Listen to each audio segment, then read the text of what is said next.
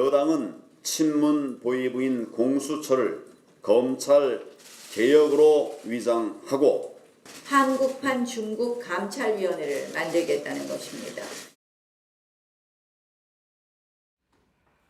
네, 이런 발언뿐만 아니라 홍준표 전 한국당 대표는 공수처는 세계에서 중국과 북한에만 정적 제거용으로 있는 제도라고 한다. 이렇게 페이스북에서 주장을 했습니다. 공수처 논의가 활발해지면서 중국이나 북한 제도와 비슷하다는 식의 주장이 퍼지고 있습니다. 팩트체크 이가혁 기자와 짚어보겠습니다. 시작할까요? 네, 온라인에 며칠 전부터 돌고 있는 이른바 그 지라시를 하나 보여드리겠습니다. 네. 최근 법무부 국정감사 중에 나온 발언이라면서 도는 지라시인데요.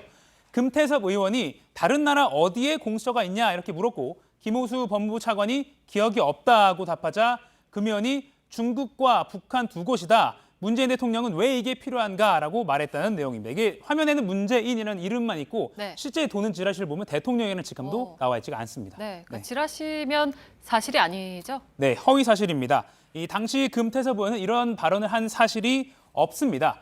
공수처에 대한 부정적인 인식을 주기 위해 누군가 의도적으로 만든 것으로 추정됩니다. 네. 그리고 오늘 야당 쪽에서 나온 발언도 비슷한 맥락인 거잖아요. 그러니까 중국하고 북한 제도하고 비교하는 거는 어떻게 봐야 합니까? 결론적으로 말씀드리면 중국이나 북한 사법제도를 우리와 비교하는 것은 좀 무리입니다. 중국 사례를 먼저 보시죠. 지난해 국가감찰위원회라는 기구가 새로 만들어졌습니다. 권한이 막강합니다. 최대 6개월 동안 피의자를 영장 없이 유치할 수 있습니다. 네. 재산을 몰수까지도 할 수 있습니다. 지금 우리 국회에서 논의 중인 공수처 내용과는 많은 차이가 있습니다. 또 영장주의가 엄격하고 또 변호인 조력권이 보장되는 국내 사법 체계와도 차이가 큽니다. 네. 그러면 북한은 어떤가요? 심지어 북한의 경우에는 중국보다 좀 더 사법 체계가 좀 더 안 좋다라는 그런 인식도 많은데 실제 파악해 보면 그렇습니다.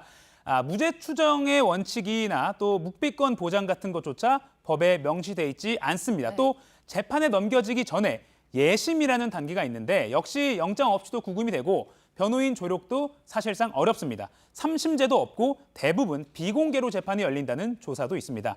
이렇게 상황이 많이 다른 중국과 북한의 사례를 공수처 논의와 연결짓는 것은 큰 의미가 없다고 보는 것이 합리적입니다. 네. 그러면 공수처가 중국이랑 북한에만 있다는 주장은 어떤가요? 사실 그동안 뭐 홍콩이나 영국 얘기도 있었던 것 같은데요. 네, 외국 사례 많이 보도가 됐는데 중국이나 북한에만 있는 것처럼 말하는 것도 역시 사실과 다릅니다. 말씀하신 대로 유사한 기능을 가진 기구가 다른 나라에도 있긴 있습니다. 영국 중대부정수사청은 수사권, 기소권이 있는데 법무부 산하로 이건 일종의 검찰청 같은 조직이다, 독립기구가 아니다 이렇게 보는 시각이 있습니다. 인도네시아 부패척결위원회가 지금 우리나라와 비슷한 사례라는 분석도 있지만 이 나라는 청렴한 나라 순위가 우리나라보다 훨씬 낮습니다. 네. 이렇듯 나라마다 권력 구조가 다르고 또 검찰의 힘이 얼마나 세냐 이런 게 다 다릅니다. 기소권이 있느냐 없느냐 또는 얼마나 독립적이냐를 일률적으로 OX로 구분하는 것만으로는 판단하는 게 어렵다는 겁니다.